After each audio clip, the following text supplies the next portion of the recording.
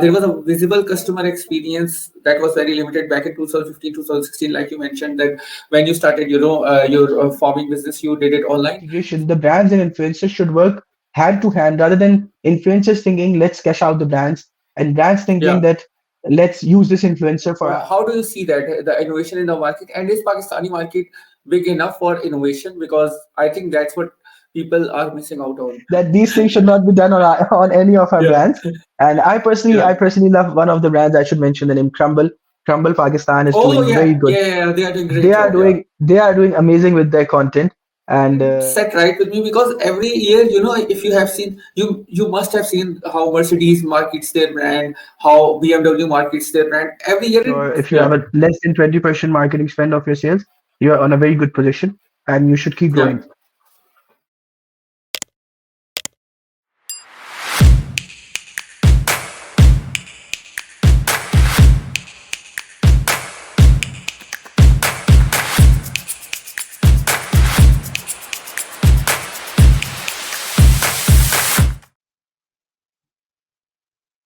Assalamu alaikum, Sohaib. How are you? Walaikum Assalam, I'm good. How are you? How are you, Zurriyat? I am doing great. So, how's the winter coming along? How's the November going for you? Right now, I'm in Karachi, so the weather is quite hot still here, like 34, 35 degrees a day. And winters are arriving in terms of the Q4 has already arrived, and it's helping us in a way that the sales numbers, like it's the right time for every brand, every e-commerce brand. It's the best time to market it, be it in the US markets, Europe markets, even in the local markets in Pakistan. So this way, winters are doing well, but actually the winters are not arrived for me yet. So we are just having the summer feels right now. Tell me, how did you get started in the industry? So I have been in the industry for like past 9 to 10 years, and I started it as a marketer for my own brands. So I've been in the business for like past 9 years. 2015, I jumped into e-commerce. So very early days in Pakistan, no one was doing that much, and I started Yeah. e-commerce back then. And I was just working on my brands. I started with a fashion brand for ladies' handbags, which was a test project. I would say a pilot project for me just to test how things work out. So I eventually did a break even on that business. But yeah, it was not for meant for particularly to build a brand, but just to experience and learn it.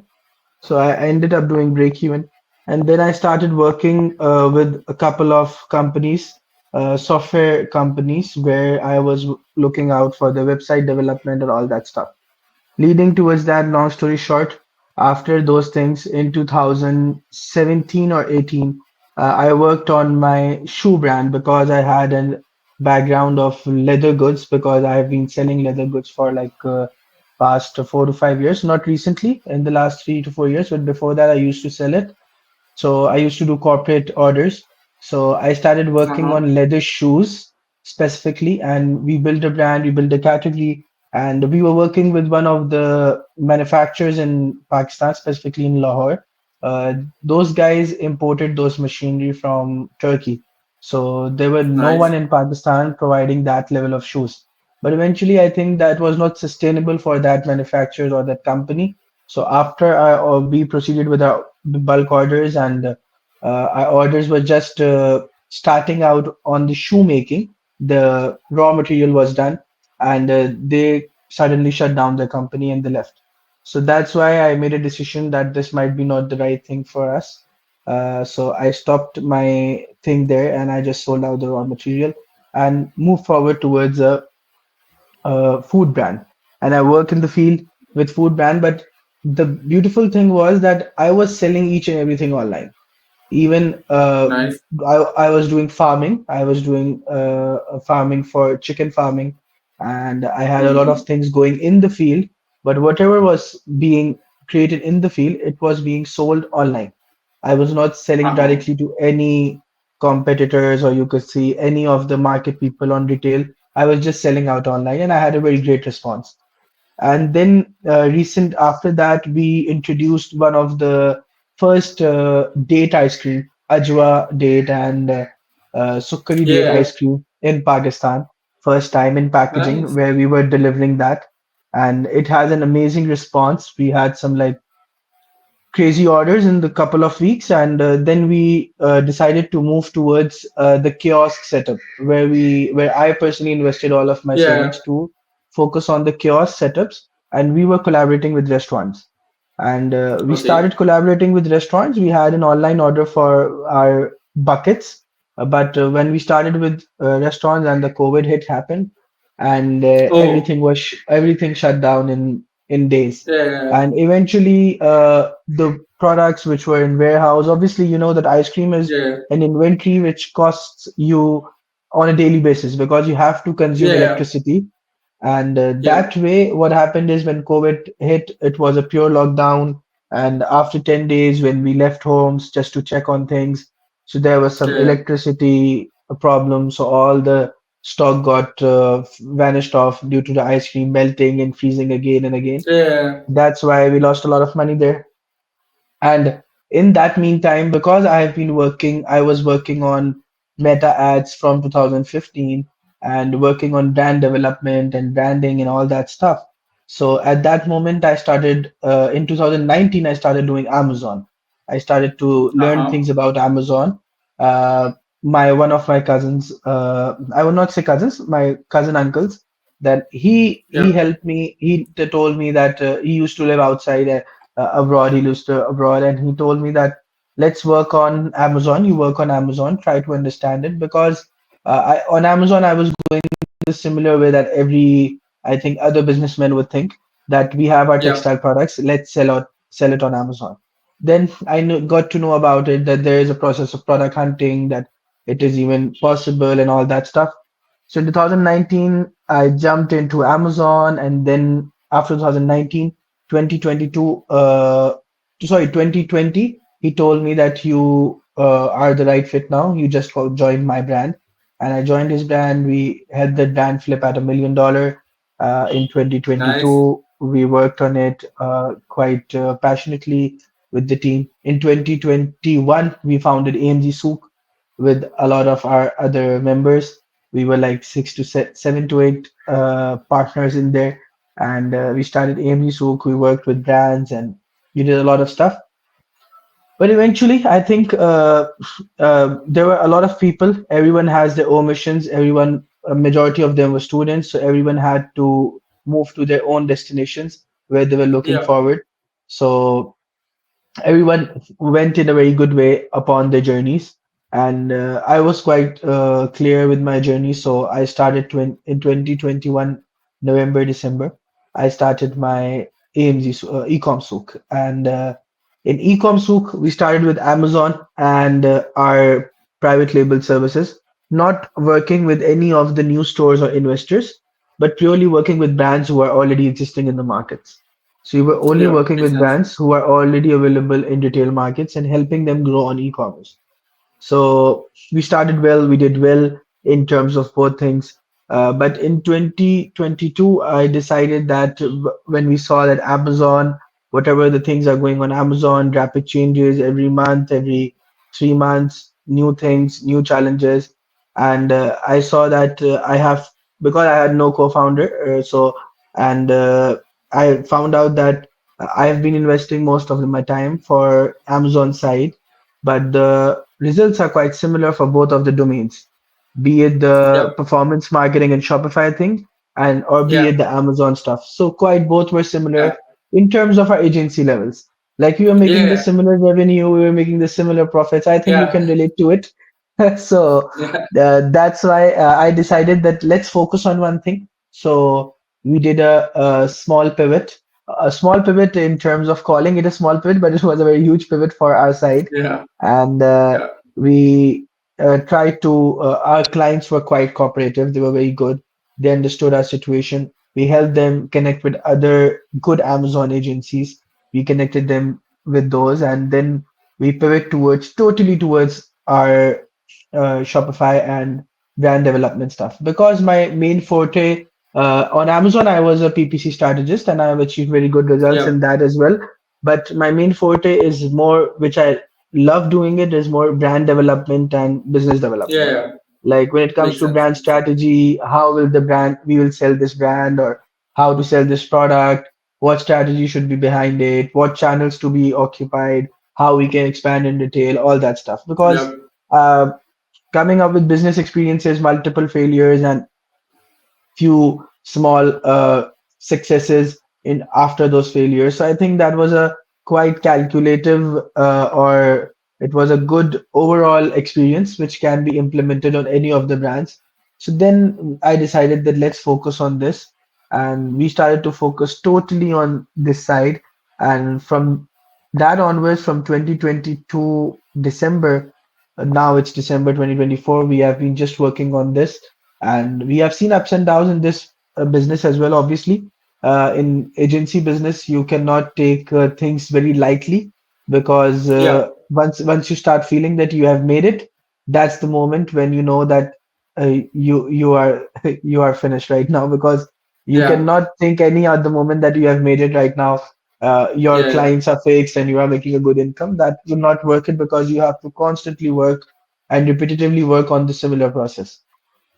So that's the thing, going with the challenges and working on it. So that's basically a long story, but not a short one. Yeah. A long story Yeah. regarding how I jumped into the field, and till date that what we are doing on ECOMSOUQ right now.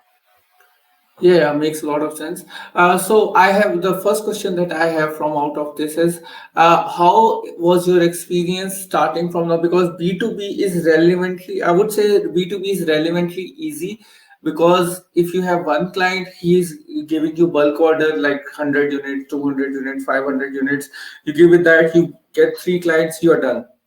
But when you Yeah, come to B2C, it's one order, one order, one order. So in order to complete 500 orders, 500 units, you have to get 500 clients, or at least 250 clients to, get to the 500 unit level.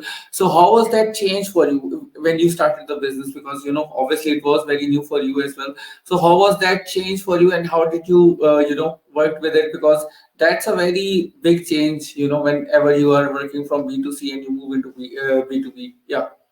yeah. I personally think I started at a very young age.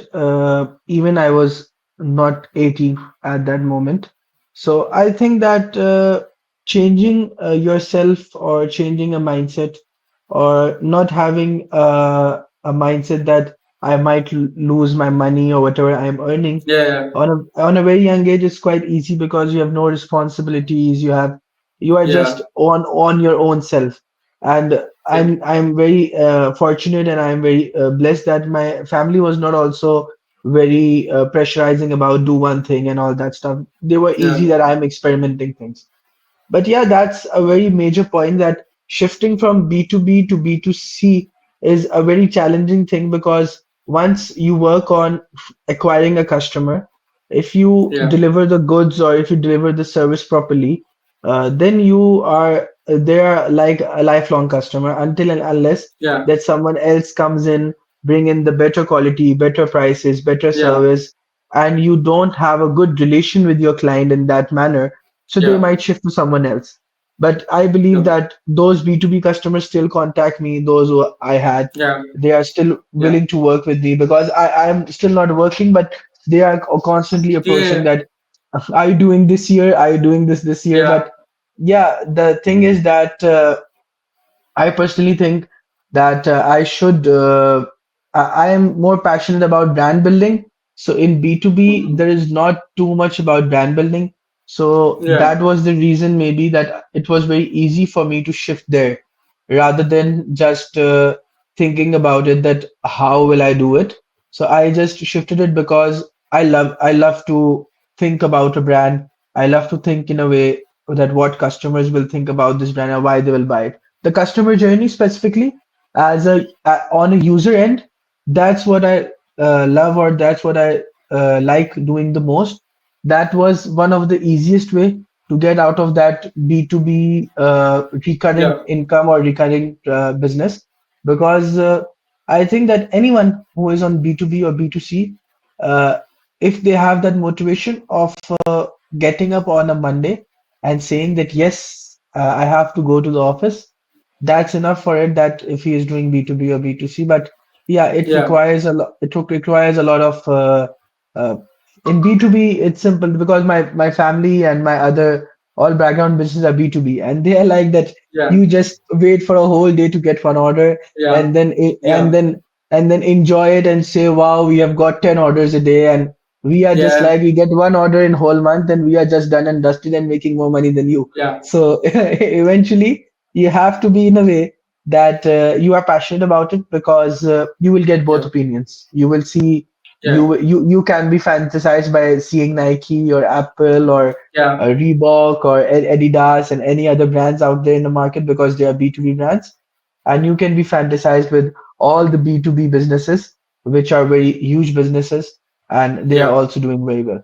So yeah, I yeah. think for me it was more about what I love to do.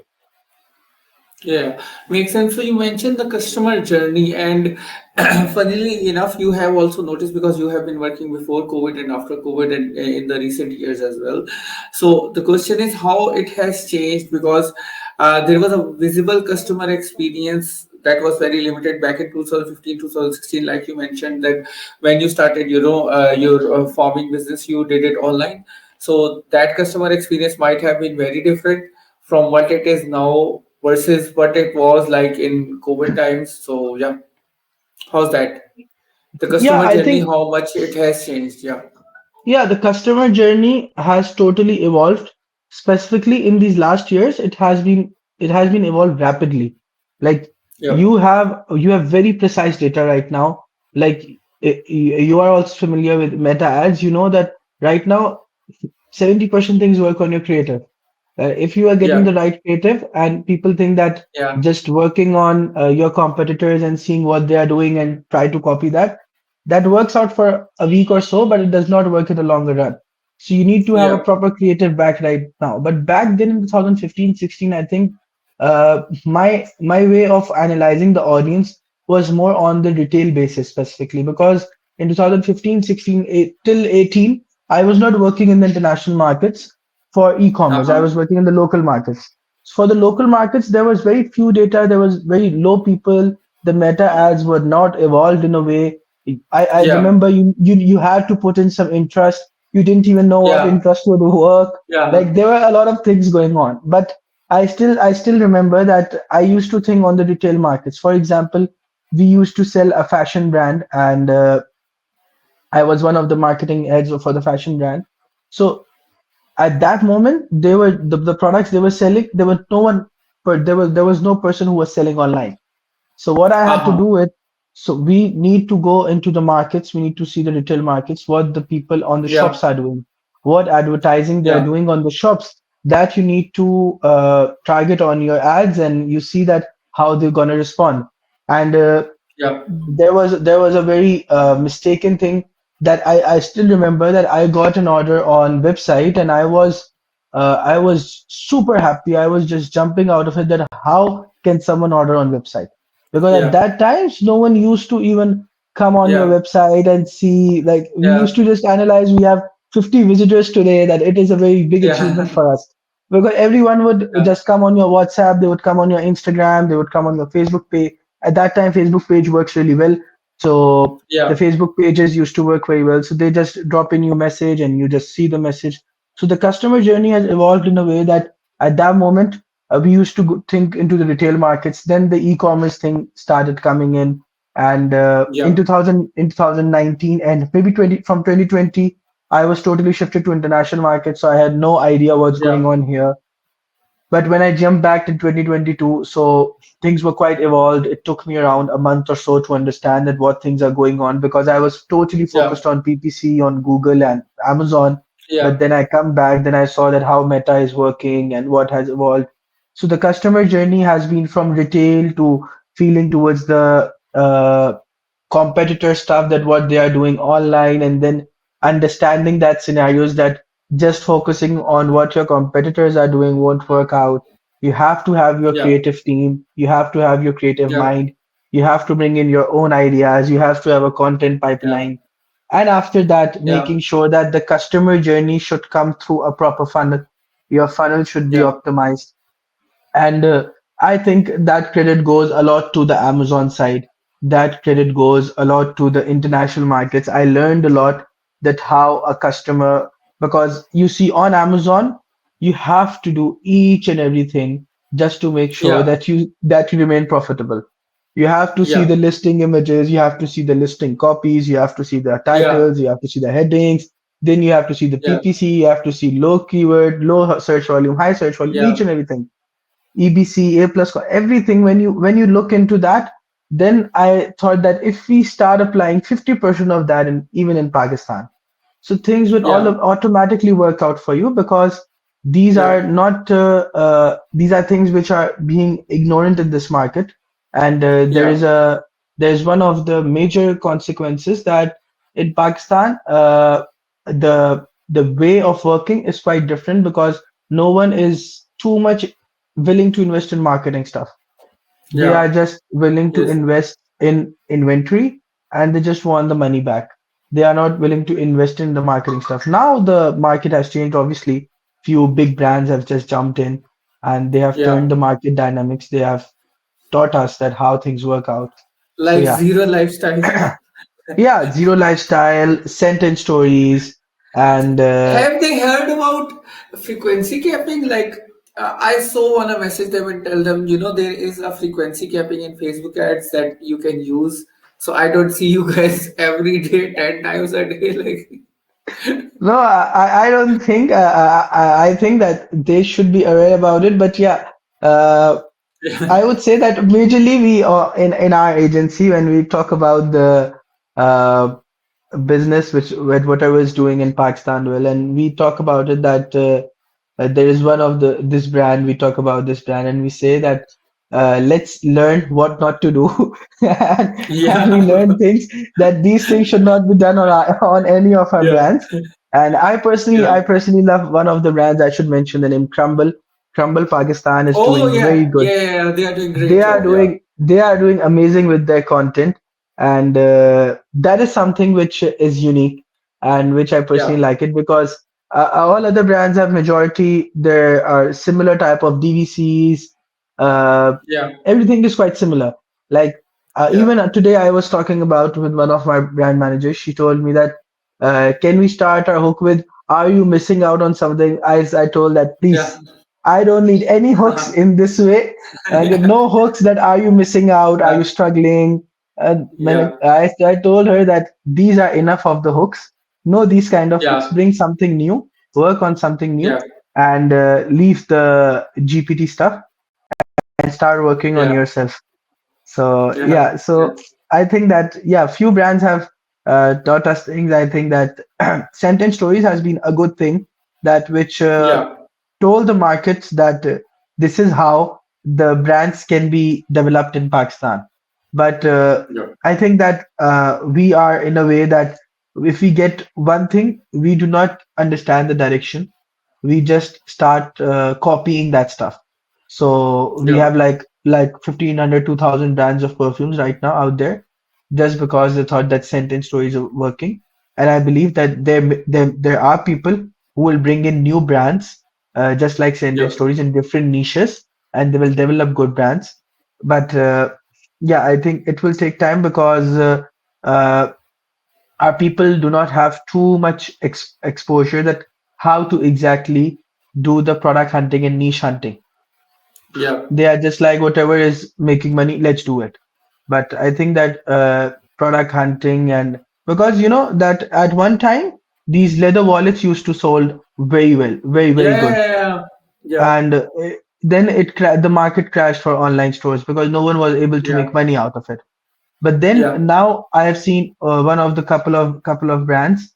They have come up with the similar wallets, but they have come up with some unique, I would say, with unique styles. They have bring in some yeah, wallets that Waldom, I guess its name is Waldom, something like that. They have come up with something unique designs, magnetic things, two wallets in yeah, one, card holders, all that stuff.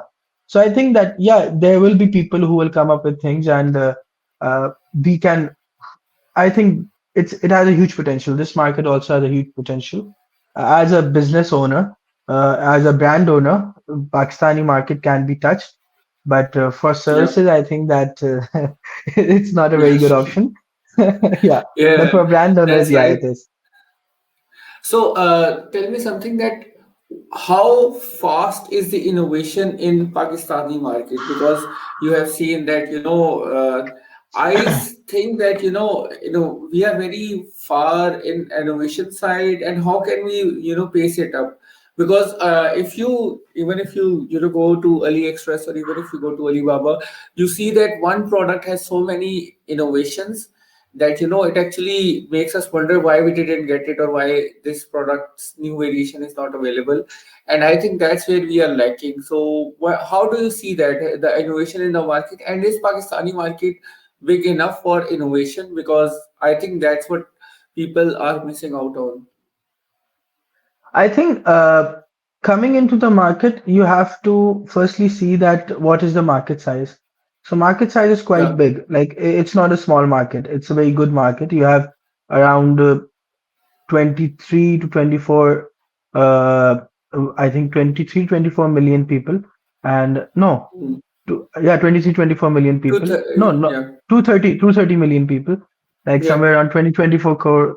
And I think that having this much big market for innovation, as far as innovation is concerned, I don't think that we are too much focused on innovation, because I think that innovation is comes from that mind when one of the mind is clear that I am doing good on one end, now let's innovate Yeah. something. And I think that in Yeah. Pakistan, That's yeah. yeah, in Pakistan, I think that the stomachs are not full yet, because people are struggling to meet their ends right now. So that's why I think Yeah. innovation is not easy to come out. And the other thing is that I think the education and all that stuff, which impacts a lot, that the innovation we comes in, we are still figuring out how to run a car on water. So that is one of the Yeah. things which is a problem, that uh, people are moving towards electricity and electric cars, electric innovations. So, as a marketer, and to be honest, because these are the big innovations which can happen on obviously with the support of big organizations and all that stuff. But when it comes to the innovation on my side, on the marketing level, Yeah. which I was quite surprised to see that now I've seen the latest fair I visited. I'm just forgetting its name. I found out that a couple of tools are created by Pakistanis. But other than that, when I started working and I was figuring out to set up my agency systems, I didn't found a single I would say a software which can integrate my clients, me, my team, and we can have a transparency mode. We had some international Yeah. tools, but they were too Yeah. expensive. They were too expensive. And when it comes to the second world countries or even third world countries, I didn't find any of those. There might be some, but they might not be marketing properly. But I researched a lot on it, but I found a very handful of tools, and they were quite expensive, so it was not Yeah. sustainable. So on the marketing level, I think there is nothing like that. Even on the, you would say, on the marketing innovation side, that we do not have still having a so much a very big market in terms of the retail market. The consumer market is quite big, Yeah. and it's shifting already on e-commerce. A lot of stores have a lot of stores. We have multiple stores which have like more than Yeah. 10 million sales. So there are a lot of other stores as well, which might have a lot of sales. But I've still seen Yeah. that the way international markets have, that we do not have any applications on Shopify which are integrated with Yeah. our influencers. No influencers are willing to work on commission basis. The problem, I Yeah. think, that there is a mindset which is not moving forward. Yeah. Like any every other influencer is like asking for 200 and 300,000 for a video, and it's like that. Yeah. What if you ask for results? They say we don't have any results in terms of engagement. We have nothing. They are not Yeah. willing to share any of the engagement stats. And if you Yeah. work in international markets, they are like, pay us that $100 and then give us a Yeah. commission of 5%. And Yeah. this is a mindset that we need to evolve in the marketing level, that we need to have some tools, we need to have something, we need to have that integration. The brands and influencers should work hand to hand, rather than influencers thinking let's cash out the brands, and brands thinking Yeah. that let's use this influencer for our ads. That should be not the way. It should work hand in hand. It should be in a way that this innovation on my particular level it should work on, and passing out your numbers to your teams. This is Yeah. also one of the, I would not say this is an innovation, that should be an initiative, which should be passing out numbers to your team, because your performance team is doing well, your other teams are doing Yeah. well. So we should pass out numbers to them. And our brand should pass out numbers to the agencies if they are there. Yeah. Like, you just not be focused on a monthly recurring thing. You should bring the business, you should bring the agency in your business as a skin in the game. If we have skin in the Yeah. game, obviously the brand would be, the agency would be looking to grow the brand. So the brands, I would be Yeah. honest, the brands who have put in us in skin in the game, they are with us for like past 2 to 3 years. And Yeah. and those who have not put us skin in the game from our side, we have done good numbers for them, even from the other ones. But still, they are looking for any other agencies out there who can do Yeah. little cheaper, who can do similar things. They have just set up the funnel. Let's do it on ourselves. We have Yeah. faced these kind of problems. So I think this initiative and these kind of innovations, these are a major requirement right now, because market e-commerce market is has a very minimal share right now. It will Yeah. it will expand in next 2 to 4 years. It will expand drastically, and then we will Yeah. face these kind of problems. We will face these kind of issues, because either the brand owners will be exploited, or either the influencers Yeah. will be exploited. Anyone, everyone will face the consequences. It's that is that. Yeah. And also, I wanted to add one thing to the influencer side is that the quality of content, us versus them, is very. Yeah, You yeah, have yeah. seen the Th- content. Yeah, that's the thing, because no one tests the products. No influencer Yeah. has any kind of, no influencers putting these kind of rules that we will test the product. If we like it, then we Yeah. will proceed with it. They are just like, send 50,000 in this account and see the magic. So Yeah. yeah, they Yeah. are in this zone. So few influencers are still there who test the product, who does the product. So those are on a very good level in terms of content, but they are out of the mid-tier brand ranges, because they are quite expensive. So no mid-level Yeah. brands can approach them. Yeah, yeah, that's right. Also, the funniest ad campaign that I saw was from Lemon Max, and I was like, they are like, instead of innovating anything, they are just trying to make influencers dance, and it didn't set right with me because every year, if you have seen, you must have seen how Mercedes markets their brand, how BMW markets their brand. Every year they bring a innovative ad campaign into it. Even Ryanair, Emirates, all of them, they have a particular, a new campaign every year where they, innovate something out, come up with a new idea so that a person can actually be, like, their minds be blown. But when it comes to our local market, we have a very specific set of things. Even if we are selling tea, or if we are selling lemon max, or if we are selling lays, or even if we are selling sting, we have just one thing, and that is just make them dance, and people will buy it. So that mindset change also needs to be done. But yeah. I think big brands are quite spectacle about it, because if Yeah. they come up with these kind of innovations, they are not sure that will this work out or not in this market.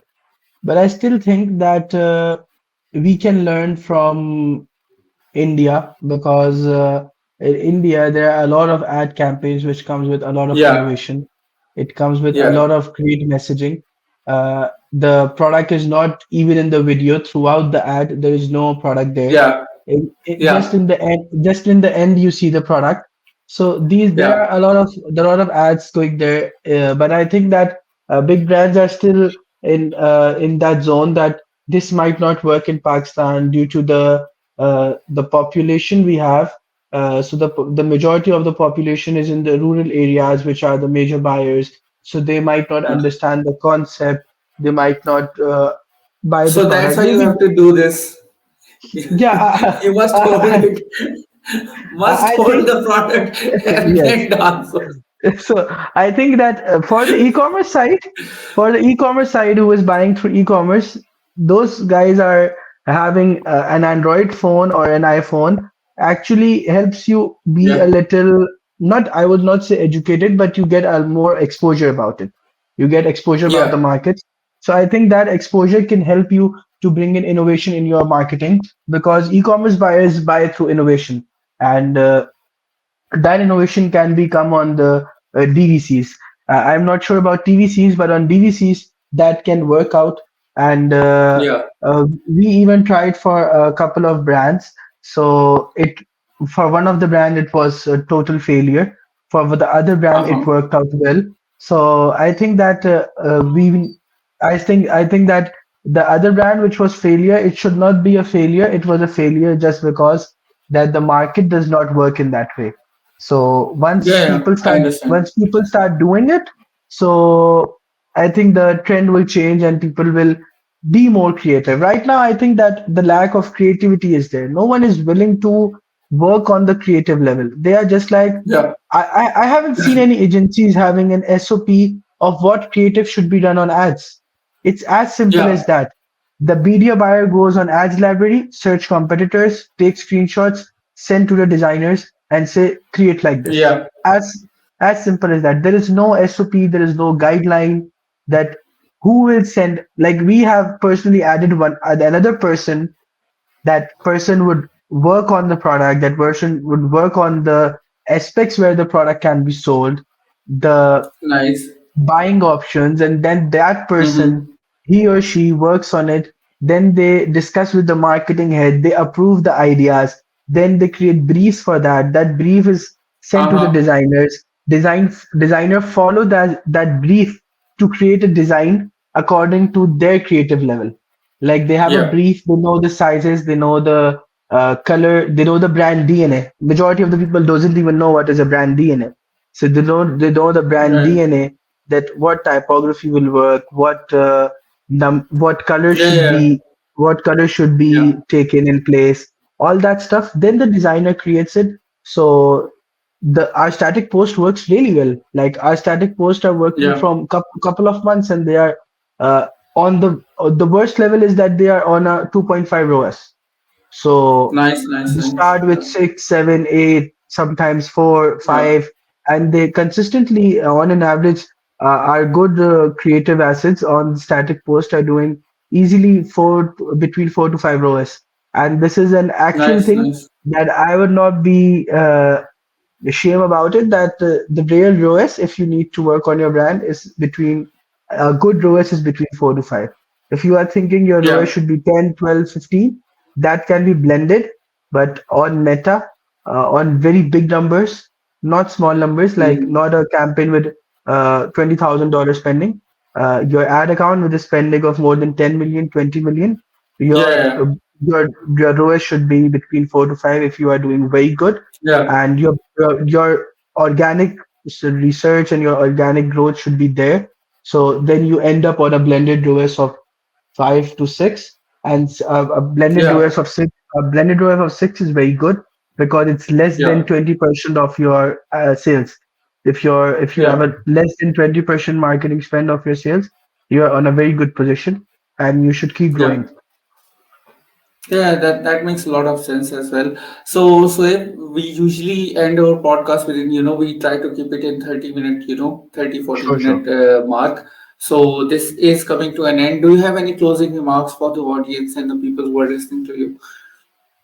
Uh, I might not have too much closing remarks. I would be just straight and honest that if you are a brand owner, try to focus on building a brand rather than just bringing in those sales, which will eventually not lead you towards something. So focus on building a Yeah.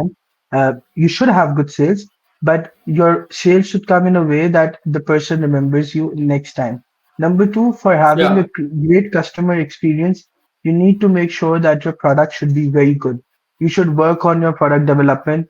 You should not just work on your marketing. You cannot just have a lot of influencers, and you cannot just run ads on 50,000 budgets and just say that these things are working out. You should have a very good experience. You Yeah. should have a product that the person is, because the best marketing is word of mouth marketing. So Yeah. your product should be good in a way that the person is referring your product to any other people. That's how your brand will Yeah. grow fast. Third thing is that study your market. Don't bring in at $8,000, 8,000 rupees perfume and say that it's not being sold in Pakistani market. Our marketing is not good enough. You have to understand the market. You have to respect your market leaders. You cannot say sentence stories is this and that. It may be this and that, but he's a market leader. You have to respect it. In any industry, Yeah, you have to respect the market leader. That is for the brand's perspective. And for the as an agency owner, I would just say that being an agency owner, uh, it looks good from the other end. The grass is yeah, greener on the other side, but it's not very easy. It's difficult, yeah, and you have no schedule, proper schedule if you are working in multiple regions, international, you, yeah, Pakistan. You have no hectic. You have a very hectic schedule. You have no things according to it. So yeah, but I would not say don't jump into it. Jump in anything. You love to do it. You like to do yeah, it. Jump in, learn it, lose money, earn money, do everything. yeah, Uh, you cannot say that everything would go good on your end. You will have challenges. Face those challenges. Be yeah, ready to face each and everything. And if you are willing to join agencies, connect with them. yeah, There is someone who is one is entrepreneur and there is one, then the other one is entrepreneur. You can be a great person, you can be a great leader within a company by joining a company. It's not yeah, important every time to be a founder. So founder is yeah, not a it's just a thing that it gives a good looks, but yeah, it's not that you should exactly. be a founder. You can grow companies Yeah, by being there in the company. So these are few things which I right. would say. And would you like to add some remarks that how was your experience having a conversation with me? And I know that I have spoken a lot and you have spoken very less, but yeah. Oh, you were the guest in the podcast. You were supposed to speak a lot. So yeah, I'm glad actually, for a change because if you meet me in real life, you will say, "Oh, you don't let me speak." I actually get that complaint a lot that people say Okay. that, okay, Adil, let us speak, and I'm like, no, you have to listen to me. So yeah, but yeah, it was really great and very insightful. To be very honest, the podcast is great. You have very good insights. I'm actually amazed that you have worked in all the categories because one is physical business where you have worked, one is B2B businesses where you have also worked, one is local e-commerce where you have worked, and then there is international e-commerce where you have worked, then there is Amazon, you have also worked in there. So that's a pretty good resume as well. And one thing that I want to remind everyone is that there was only one good ad campaign that ran in Pakistan, and that was during COVID times in KPK. That was Zama Kanun De. If you remember, there was this animation ad. If you remember, No, there was this animation I ad. There was Zama Kanun De because it was about awareness for the COVID, and there was it was an animation, and I'll send you that link. It was pretty good. And that was the only innovative ad that I saw because it was a really big guy who was very masculine, and then there was a kid who was telling him that COVID is happening, so you have to be very careful. And it was animated. Like if remember, if someone is running an ad in KPK region and it's an animation, so that aspect of it was yeah, very wild. And, it was pretty good as well because I remember seeing it over and over again. So yeah. And it was really nice talking to you, Sohaib. Hopefully, we can, have this session again in the future as well, and hopefully, we can continue to be friends, throughout the following years as well. So, thank you sure, so much sure, for coming. likewise. Likewise. Thank you for hosting. Thank you. Thank you. Okay, bye.